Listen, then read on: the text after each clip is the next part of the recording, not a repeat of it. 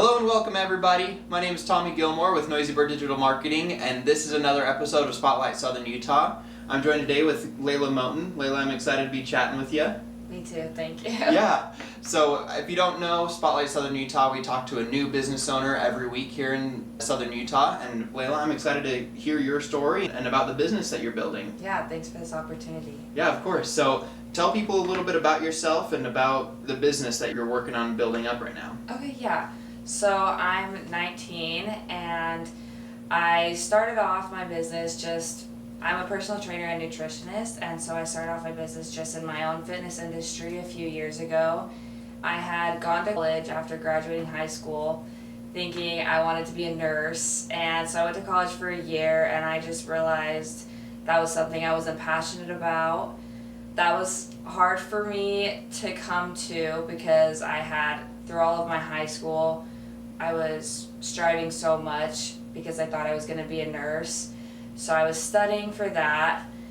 And so coming to that conclusion after a few years, realizing that I had put in all that work was hard.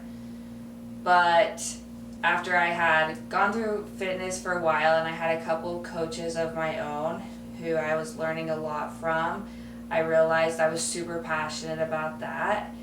And anytime people would ask me questions, I could just ramble on and on about what I've learned in nutrition and fitness. And so that was the beginning of how I started my personal training and knew that I wanted to do that. That's awesome. Yeah. So you go to college, you kind of realize, oh, this isn't really the dream, right? Yeah. That's obviously something hard to go through, but yeah. I'd imagine looking at it now, you're probably glad that you didn't move forward and try to push through that feeling, right? Yeah, because I also was paying for my own college, and so that was definitely difficult for me to be okay, well, there's some money down the drain, but if it's something I knew in a few years I just wouldn't want to do anymore, then what's the point? Yeah. So you drop out of college, you decide, hey, I'm going to start working in fitness, nutrition, stuff like that. So what form does your business look like right now? How are you getting business?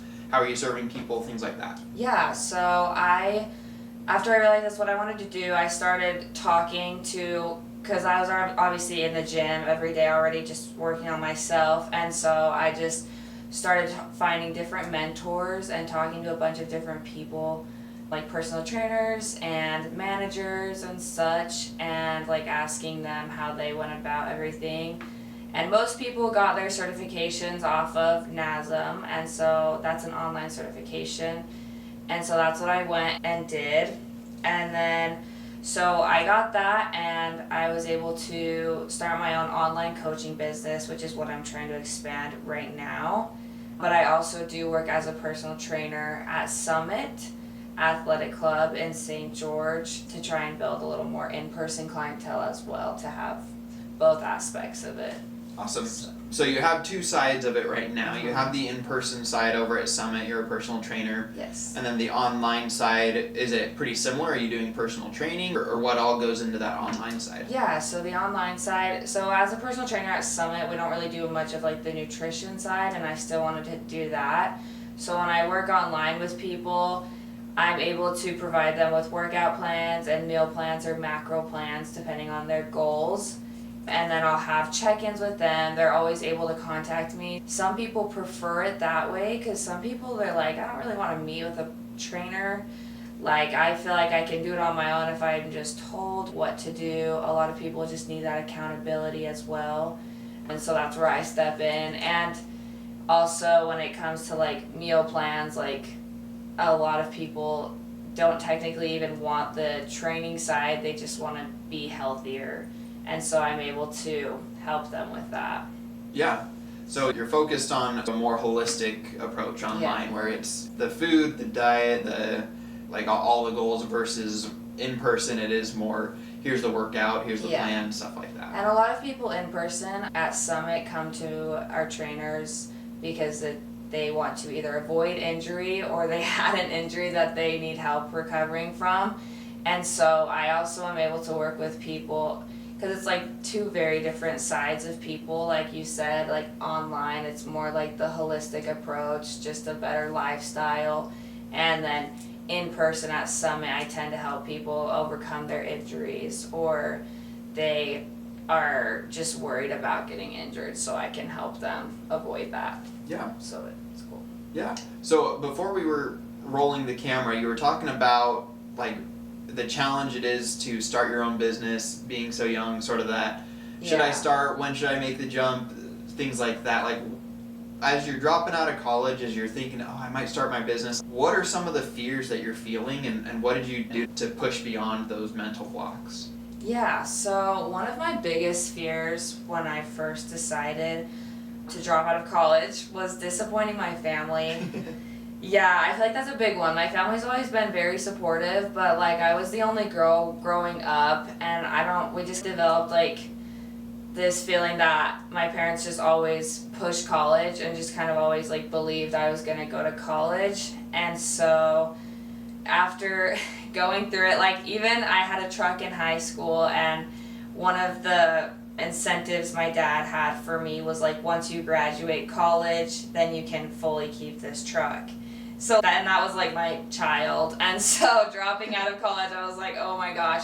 So that was one of my biggest fears, especially talking to my dad. But after like I realized after my first semester, I just had no motivation at all anymore, and I was like, okay, like I just gotta do it. And so I talked to my dad about it, and he was like, look, like whatever you're passionate about, like just go for it. And so that was a big relief off of me.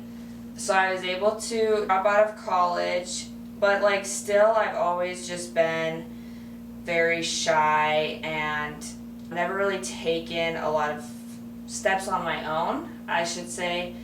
And so it was really hard for me to like initially like take the first steps, like paying for the NASM package, because you have to pay it all up front.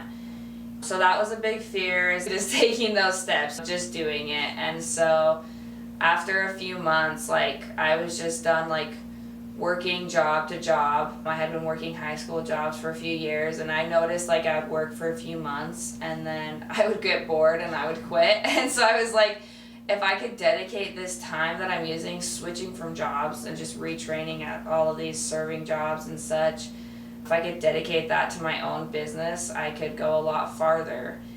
And especially for my age, a lot of people don't start like really putting their focus to something until I would say like late 20s or something. And so I was like, even if I could just like gain a little bit of knowledge slower than most people do, I'll be farther than most people by the time they start, you know? Yeah. And so, but over like, I spent a lot of time thinking, obviously, so I overcame all of those fears, and I was just like, I'm just gonna do it. And so then I started, and then I just keep pushing, and I'm obviously still learning a lot, but it's been a cool experience, so. Yeah, I think it's really interesting what you're saying, especially where you're talking about that fear of, oh, financial, and I'm gonna let my parents down. And yeah. I think a lot of people when they're young, and I felt this way for sure, I was always really scared, and I kind of looked down on people that didn't go to college. Yeah. And exactly. So I think as a society, we're starting to move away from that, though. We realize the importance of businesses, especially small businesses. But if somebody's young and watching, you know, they're around your age and they're feeling that fear, is there anything that you like told yourself, or a mantra or anything that like clicked in your head that was like, this is the reason? Yes. Yeah, I'm really glad you brought that up, actually, because that was a big thing, was like all of my friends going to college and such too. I felt like I was going to be letting them down as well, because you're right, like it's just such a thing in society, like, oh, you dropped out of college, like that just sounds bad, or you're not going to go to college. I feel like that's just like becoming a judgmental thing. But I actually grew up with a lot of entrepreneurship in my family. My dad's one, and my stepmom who you met with, and my biological mom. And so luckily I was able to see that success. But I also, one thing like I told myself a lot, and I still tell myself, is like, as a nurse, if I was gonna do that, I would be a nurse, and then I would be doing the same thing most likely for years and years and years. as an entrepreneur, I could grow into this one area and expand that so much, or I could work in multiple different areas and develop multiple different skill sets and still be making money from all these different areas, you know what I mean? And as a nurse or something, you can do that, but what I've seen with most careers like that, they just are stuck in one lifestyle, and that's just not the lifestyle I want to live. I knew also that I didn't want to be working a 9 to 5, and I wanted to see my future as freedom. And so if I wanted to expand my business where I hire all these people and they do everything for me, then I can go do what I want to do, you know? I didn't want to feel stuck in a career like nursing. And so that's something I still tell myself, is I'm able to expand this as far as I want to go, basically. Yeah, no, that's one of the best parts, is the freedom part, right? Yeah. So to shift gears a little bit, with the online coaching space, personal fitness, all that, there's tons of personal trainers out there that have an Instagram presence that are in that same space. Yeah. What are you doing right now to try to set yourself apart from them and say, hey, this is why you should go with me over some of these other options you have? So that is something that's really hard, because there are, and especially like in St. George and stuff, fitness is a big thing. So mostly what I'm trying to work on is just connection with people, because I feel like that's the farthest you're going to go. When I've found coaches before, it's been because somebody else has been like, I really trust this person, you know? Or I met with this person, like my current coach, I met with her and I was like, you seem to fit me really well. You know your stuff, you're willing to actually help me. Like, I had a coach right before this, and he just didn't really seem to care at all about my actual well-being or anything.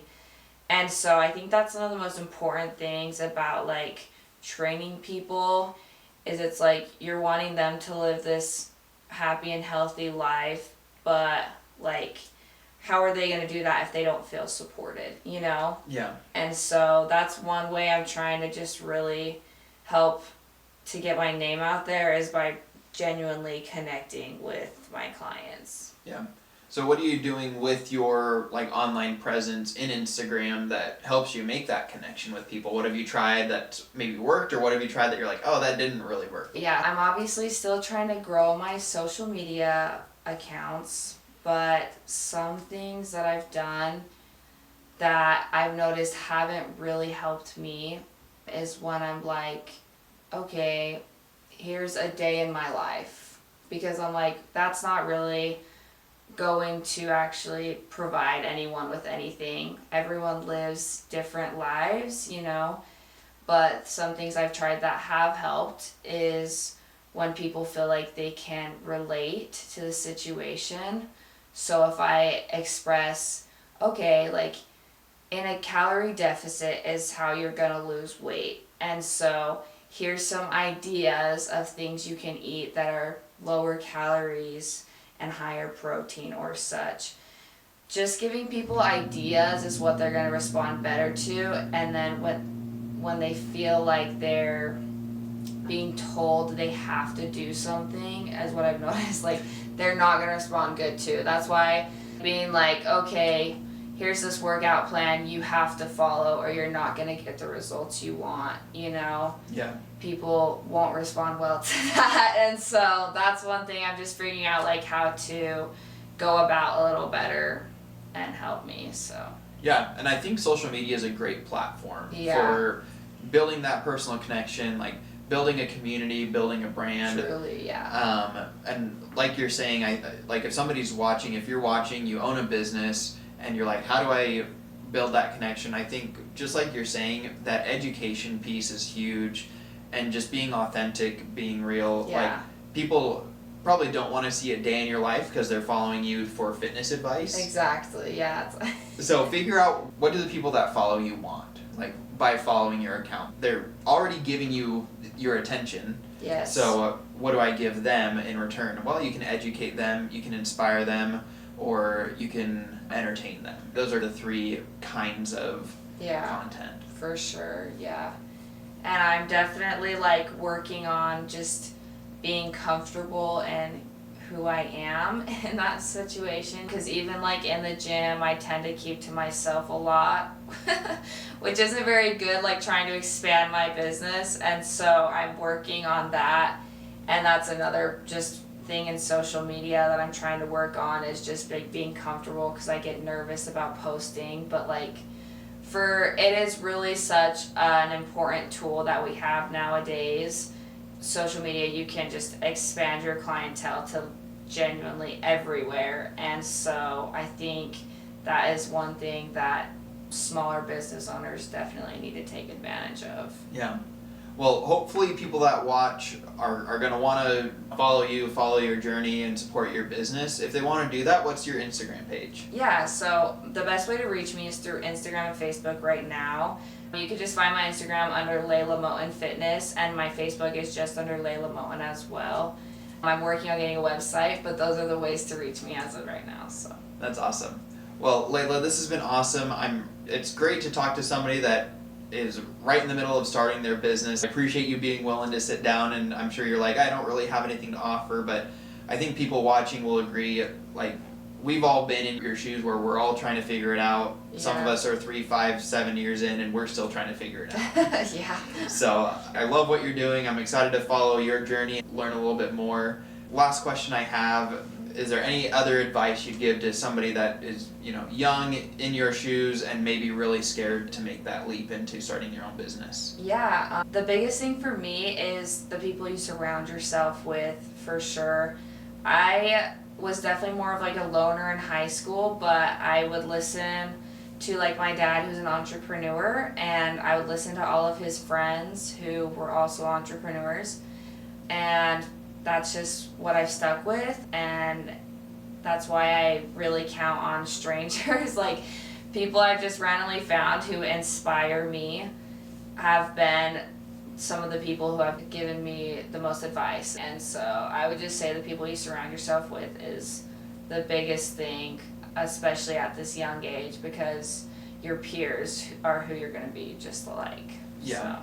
And just expanding on what you've said already, you mentioned mentors before, but having one or two really, really strong mentors, at least for me, has been such a big help. I'm sure for you too. Yeah. They've already done it, so you can be like, hey, I'm thinking about doing this, and they'll be like, that's a terrible idea. I thought it was a good idea before, and I did this, and this is why it didn't work, and you're like, cool, I won't do that then. Right? Yeah, exactly. And the crazy thing is we just have so much access nowadays. Like, your mentors can be somebody on YouTube who you don't even know, but like just listening to people, like they want to give their advice to you. Mm-hmm. And also, like I mentioned actually previously in one of your other podcasts, you like reaching out to other small businesses, and usually they're really willing to give you their advice. And so I think that's just a huge tool that we should take advantage of, for sure. Absolutely. Well, Layla, thank you for watching. I appreciate you promoting the other podcast. Guys, thank you guys for watching too. Go follow Layla on Instagram.